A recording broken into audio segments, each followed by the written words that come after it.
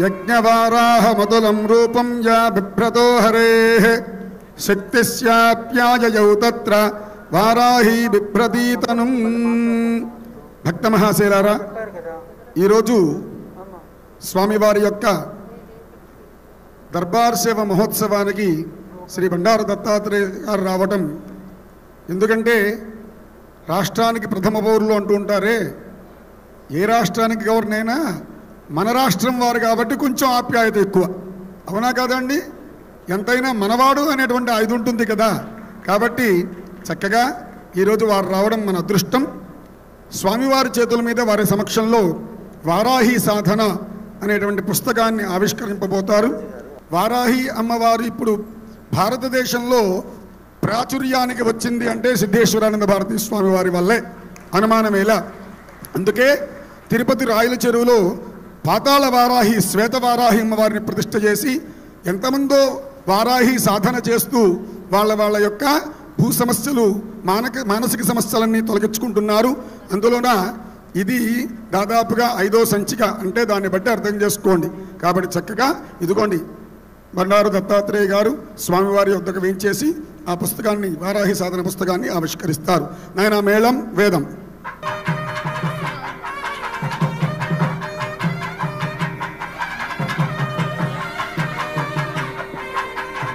सानो देवी सुहवा शर्म यच्छतु आत्वाहार्षमन्तरभूः ध्रुवस्तिष्ठा विताचलिः मिषस्वा सर्वा वाञ्छन्तु मा त्वद्राष्ट्रमधिभ्रशत् ध्रुवाद्योर्ध्रुवा पृथिवी ध्रुवं विश्वमिदं जगत् ध्रुवाः पर्वता इमे ध्रुवो राजा विषामयम् इहैवैधिमा व्यधिष्ठाः पर्वत इवाविदाचलिः इन्द्रैवेह ध्रुवस्तिष्ठा इह राष्ट्रमुधारया अभितिष्ठमृदन्यतः अधरे सन्तु शत्रवः इन्द्रैव वृत्रः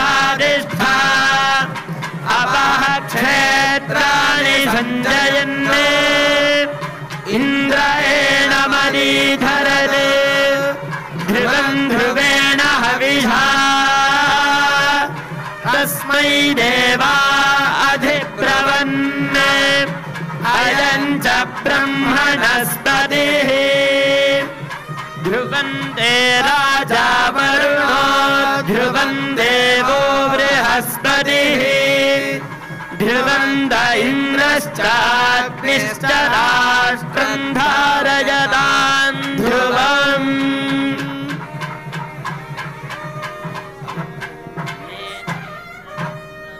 వారాహి మాతకి, సిద్ధేశ్వరానంద భారతీ స్వామి వారికి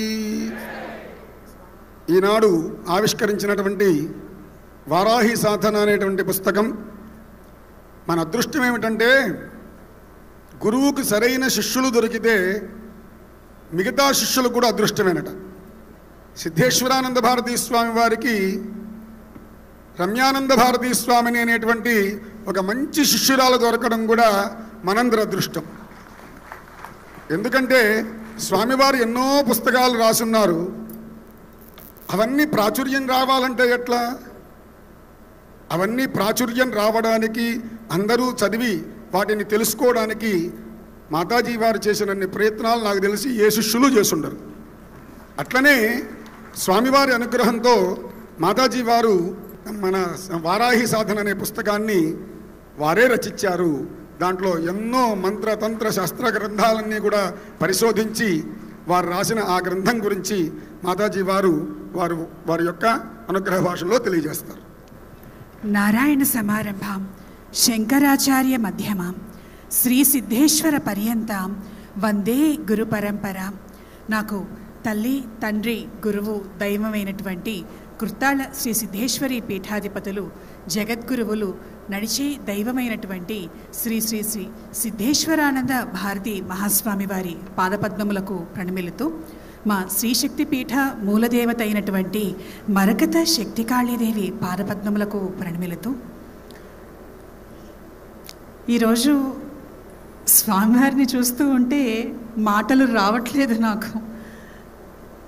ఎందుకనంటే పుస్తకావిష్కరణ ఇవాళ మరో ప్రింట్కి రావటం, స్వామివారి సమక్షంలో హర్యానా గవర్నర్ అయినటువంటి శ్రీ బండారు దత్తాత్రేయ గారు ఆవిష్కరించటం అనేటువంటిది జరిగింది. వారాహి సాధన అనేటువంటి పుస్తకం. నేను పుస్తకం అనేటువంటి మాట వాడను. ఏం వాడతానంటే, స్వామివారికి 100 కిలోలతోటి పుష్పాభిషేకం జరిగే ముందర నా అక్షర పుష్పం వారి పాదాలను చేరింది. పుంభావ సరస్వతిగా ఉన్నటువంటి సిద్ధేశ్వరానంద భారతీ స్వామికి, ఆ సరస్వతీదేవికి అక్షరాన్ని తప్ప ఏం సమర్పించుకోగలము?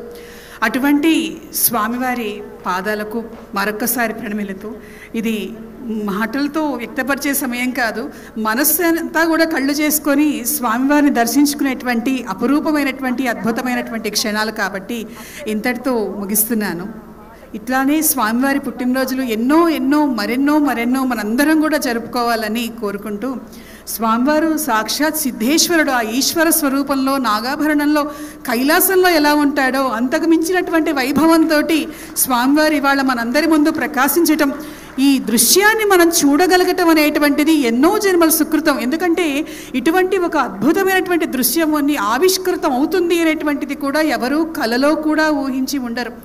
అటువంటి గురు సేవను ఏ రకంగా చేసుకోవాలో ఇవాళ మనం ఇక్కడ ప్రత్యక్షంగా మనం అందరం కూడా చేసుకోగలుగుతున్నాం. రమ్యానంద భారతీ స్వామిని గురించి, ఆమె రచించిన గ్రంథాన్ని గురించి ఈ పూట ప్రస్తావన కూడా వచ్చింది. ఆంధ్రదేశంలో ప్రత్యంగిర అంటే ఇటీవలంత ప్రచారం లేదు, కానీ మా పూర్వస్వామి వారు తీసుకొచ్చిన తర్వాత చాలా ప్రచారంలోకి వచ్చింది శివచిదానంద భారతీ స్వామి వారు. మెడ్రాస్ రాష్ట్రంలో ప్రత్యంగిర అంటే చాలా ప్రసిద్ధ దేవత.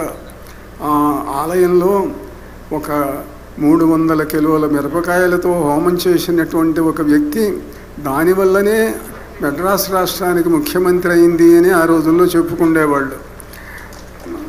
ఆంధ్రదేశంలో కూడాను నేను ఎన్నో ప్రత్యంగిరాలయాలు స్థాపించడం జరిగింది. తెలుగులో ఒక సామెత ఉన్నది, ప్రత్యంగిర చేసేవాడి పంచన ఉండకూడదు, శరభసాళ్వం చేసేవాడి చెంతనం ఉండకూడదు అని. అంటే ఈ తీవ్ర విద్యలు వీటిని ఉపాసించేటువంటి వాళ్లకు ఎవరైనా అపకారం చేయాలని పూనుకుంటే ఇతడి యొక్క సంకల్పం లేకుండా ఆ దేవతే వాళ్ళని దెబ్బ కొడుతుందిట. అందుకని చాలా జాగ్రత్తగా ఉండాలి ఈ దేవతలతోటి అని అంటారు.